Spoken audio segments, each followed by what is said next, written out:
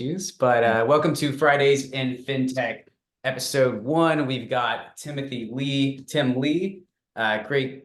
Happy to share a little bit more about him. He spent over 20 years in financial technology, focused on banking, FinTech, built mission critical systems at Intel, JPMorgan Chase. He has been in the FinTech space for a while, serves on advisory boards, also a professor at the University of South Carolina. Southern California. Close. University. Sorry, I'm That's from okay.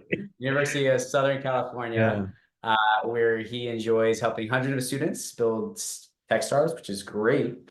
Also helped scale a couple really cool fintech startups as well. And Tim, something I want to say, my favorite quote from you recently was, try and be the dumbest person in the room.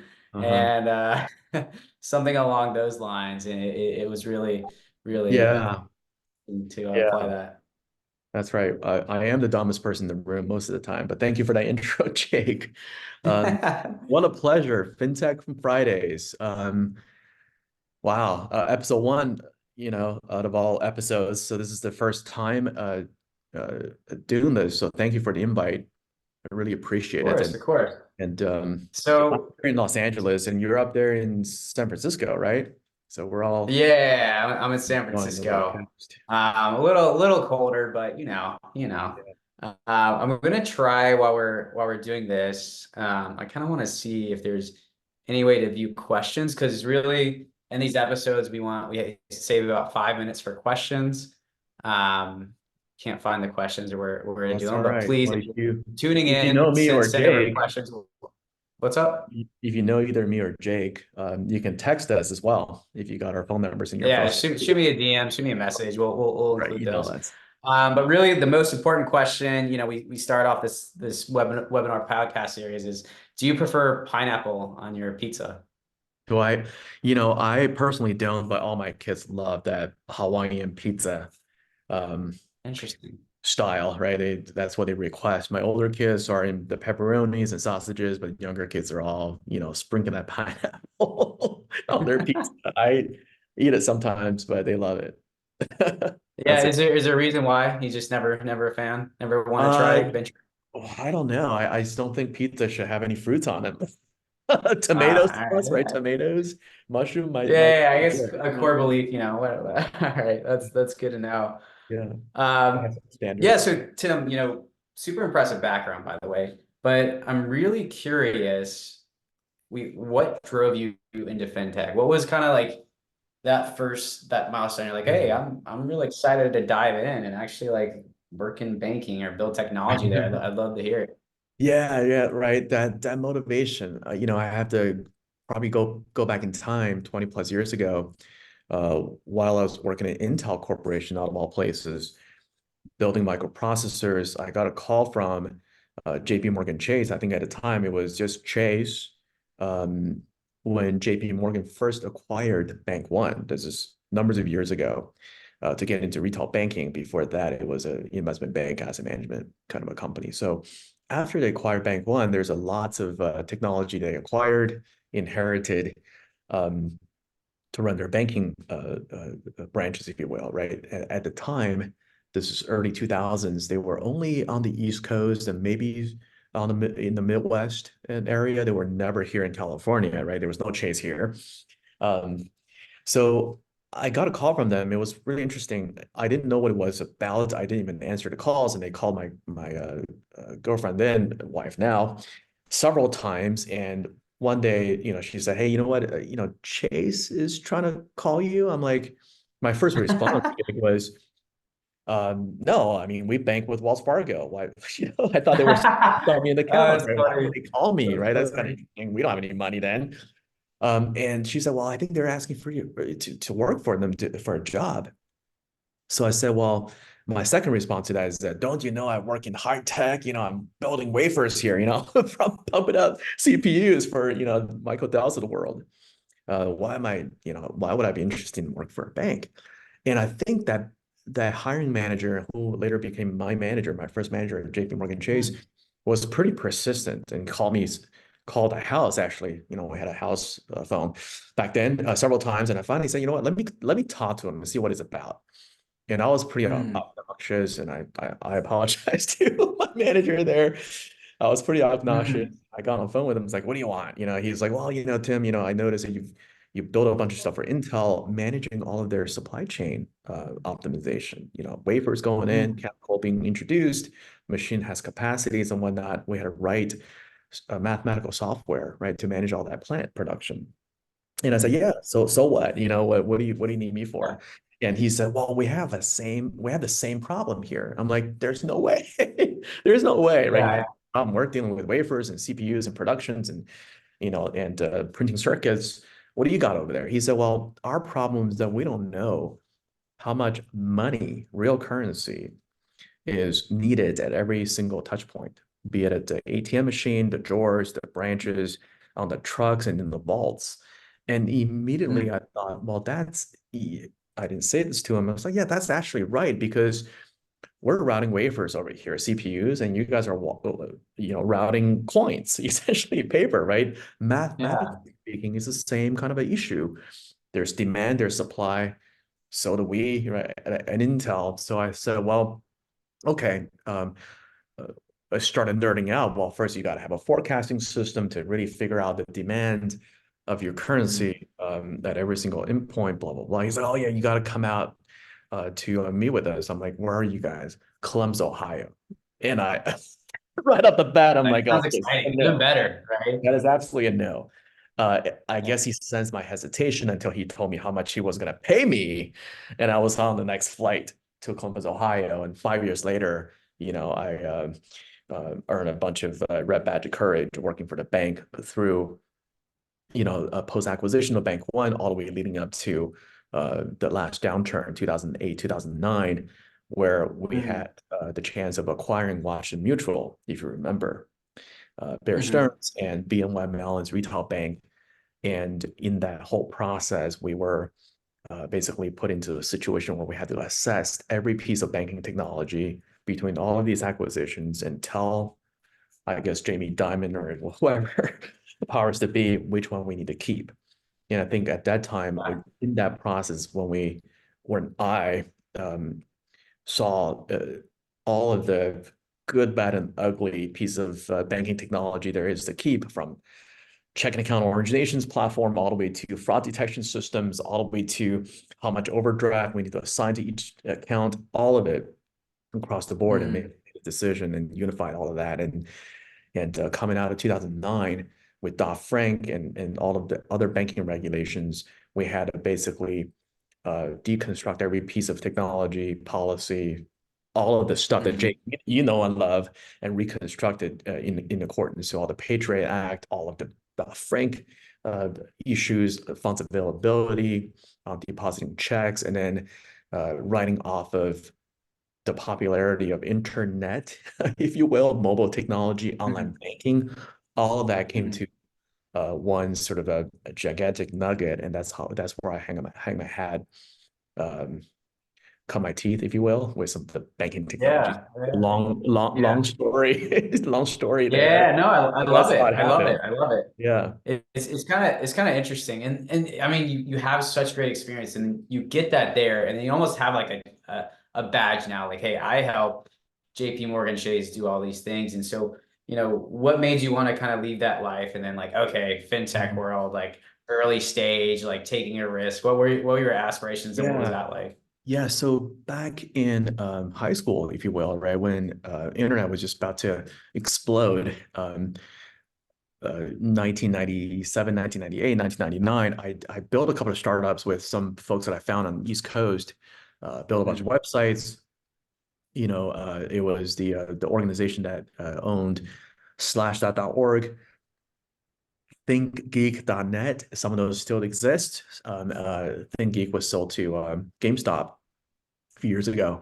So mm, we developed all of that part of the organization, then did a bunch of that stuff. And then when .com busted in 2000 and late 1999, I found myself, having not a whole lot to do and had to graduate high school and go to college, and then later on I worked for Intel for a while. But that entrepreneurship, DNA is sort of it's always in me, and I looked at the technology, Jake, as the great equalizer. I grew up in San Mhm. Francisco. You're in San Francisco now. Um, I early on I thought about technology, computers, computer programming, if you will, as something that you can just create infinite amount of possibilities for yourself and for the community at large.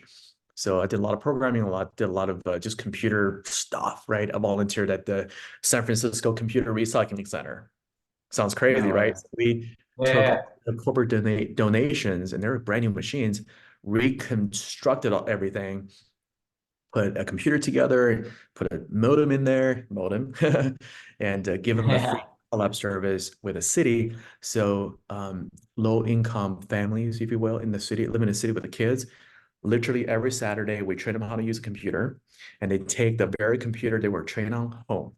That's their computer now, free, with a dial-up Oh, service, right? They can do emails and all that stuff. Like that's all I spend weekends doing that stuff, just volunteering my time. So fast forward to almost a decade ago, after JPMorgan Chase, I worked at a whole slew of different fintech places, and I found myself building the same sort of decision engine, loan origination system, banking, loan management system, the whole slew over and over again, a lot of enterprise system.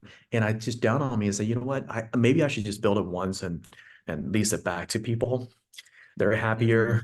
They don't have to maintain a $2-3 million, team. I'm happier. I can just focus on the product and grow Pay the like Yeah, pay devs to upkeep it, like also pay an external development firm to keep right, maintaining the software that they right, just own. right. No, like, Yep.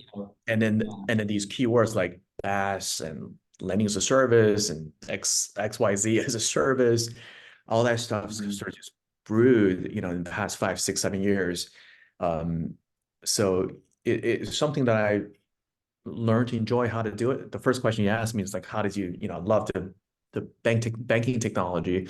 I just love technology as a whole, and banking feels real to me than microprocessors, if you will, right? Because people live around payments and banking and credits and currency and all that stuff, and they touch it on a day-to-day basis. So I felt like there's something that I can build and influence or make a change, or make an impact, if you will, within the bank or within the consumer and the small businesses out there. So just kind of fell into it, and I'm an old fart now in this industry, right? So I know you're going to a fintech meetup. I just can't see myself there anymore. I'm like, this is really for the 20s and 30-year-olds. Maybe I'll get a chance to kind of say a few things on Oh, this. come be a speaker with me. Yeah, right. Yeah. Yes, Yeah, but that's how it kind of came to be. It went super yeah. fast. Yeah, and a couple I want to, double tap on is you had a couple startups, Kuber Financial, Max Decisions. You're the co-founder and CTO of, and I mean we talked about some stuff, and it's pretty impressive how you actually built those businesses. And it sounds like they're doing like really well. And like any like kind of inflection points in that as you started that Yeah. in that journey. Great. The thing that I can think of, right? We've been in business for about 8 years now. This is our eighth year in business. Is that technology changes uh, super fast, right? Things we came up with 8 years ago just became out of fashion, 5 years ago, right? Things we came up 3 years ago is just became out of fashion this year, right? So you have to sort of Oh, constantly on the lookout for um, what your customer needs, whether it's another business or a consumer, whether it's doing a loan or provide some kind of a software, provide some kind of a consultation, if you will, right? We got to stay on top of it. We are working on a AI voice project right now, where we just got our call center staff to record their voices and have it synthetically trained. We're working with the company out there in New York to answer phone calls, right? If there's an incoming call coming in, right? This is applicable for all the fintech out there. The AI or the neural network could detect what this person is saying, and with whatever they're saying, we can play back, synthetic voices, right, to answer that question. And if they're really interested in doing something, then we will transfer that call to a live agent. And if you listen to some Mm, synthetic calls, I'll tell you, Jake, it's crazy. It sounds just yeah. like a person. The other person, for what it's worth, can't tell that they're talking about AI voice. Isn't that crazy? It Do has you, gotten to do that you put point. in disclosures or I mean, is there anything that's like, I guess people don't know now if it's a robo like answering. And that makes me Right. so mad. I like hate Yeah, right. calling banks, credit cards, but It's I it's guess they don't disclose like, because it sounds kind of real, but yeah, curious. right. To us, it's no different than having somebody pick up the phone, right? Because all our calls are recorded Yeah. anyway, whether it's a robotic voice or a human voice. But they're having a conversation. It's not one of those um, voice call phone trees that you will, experience with Chase or Wells Fargo. You Yeah. come Oh, those in are and so bad. it's actually So a bad. robotic voice. You read in, my number is 61, whatever that might be, right? But this is actually a conversation, two-way conversation, and we try to keep it as light as possible, right? The conversation is basically, hey, this is who we are, and are you interested in X, Y, and Z? And if they say, oh, I'm not really sure, and then we'll repeat some other forms of rebuttal. And when they got to a point where, you know what, great, I got some preliminary information from you, I'll hand you over to a sales team. That's how the bots are working. And then ultimately um, Mm. somebody else is picking up the phone and read the rights and all that stuff. But it's super early. We just got the voice trained literally a couple of days ago. We're testing the phone line. One part of it is actually training our own voice, right, to be the synthetic voice on one side. The other testing is actually calling that phone number, calling into the neural network, and train as if we are a client. So we have to train the Mm. listening device, if you will. Yeah. Oh, right. Isn't that Wow. crazy? So that's something we're working on, and we feel like this is something we could probably perfect. May need your help with some of the compliance stuff to perhaps offer that as a private label service, to some of the Yeah, fintechs. we can talk about it later, but yeah. Yeah, yeah, It's so fascinating, right? And it's like, and it's already so good now. It blows my mind. Like, and there's a couple other startups. So I was talking to this one founder, they're doing it for doctors' offices, right? Like doing right. appointments, calling in, and there's sensitive data in there. And you know, where does this go? Where is the like how far does this go? And really like and people always ask us is like what's the ability of AI within the next like 10 years and maybe even Yeah. 20? Like, how much farther are we going to push automation replacements and augmentation? And yeah, curious to hear what you're We thinking about that. I see that today, right? In my car, for example, when we get out of here, I'm gonna go and do a couple of family related business. When I jump into my car and it starts, it knows exactly where I want to go because it Mm, knows on this day of the week at this time, I always go to this place. It'll actually route me directly. As soon as I get in the car, it will say, hey, you got to go to this place. And it freaks me mm, out every time experience something like that. And it freaks my wife yeah. out every time. She's like, how does the car know where I want to go? Well, it's pattern seeking is a little bit of machine learning, right? So it's all happening Yep. then. So the answer is the AI is going to meet at your point of need, right? Before you know you're going to do something, it already know that you're going to be doing something. A Wow. clear example is when I step into the car, it knows that's where I want to go. And if that's not correct, it lists the second place that it thinks I need to go. I'm like, the car is absolutely right. It's that freaky. So coming to fintech, I feel like, we certainly did some of that work at JPMorgan Chase. We're, creature of habit, right? We know, I mean, we kind of know when we need to spend money, at what time are we buying certain things, right? I wouldn't be surprised if my Starbucks app, which is a big bank now, there's a lot of controversy about the money you put in Starbucks. Yep. It should know, hey, Tim, at 3:05, we're placing an order for I don't know, like a venti latte with almond milk or something like that, right? And we know the car knows that you're gonna go over there and pick it up. That would be really cool, and I think it's almost there. It's almost there. I think you're onto something, right? It's in Yeah. like you said, right? Already with the GPS. and already with, Starbucks, it's eventually just gonna be a notification, be like, hey, we know you want this, or this is like in your things, like just accept, and it'll be ready exactly at this time, right? That's right. Isn't that And so now crazy? we're just like not even thinking and making decisions, and Right.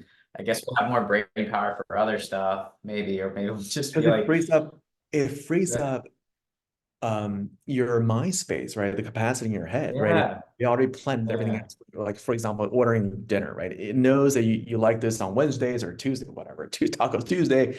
And the phone or whatever it should just prompt, are you okay with me placing this order and having it delivered 4:30 mhm, at 2:30, right before I'm thinking about what's for dinner, right? So I'm like, yeah, go ahead, yeah, order. yeah, Be yeah. that intelligent. I feel like it's almost there. It's already there. I can feel it. I'm just not, we can touch it right there and then.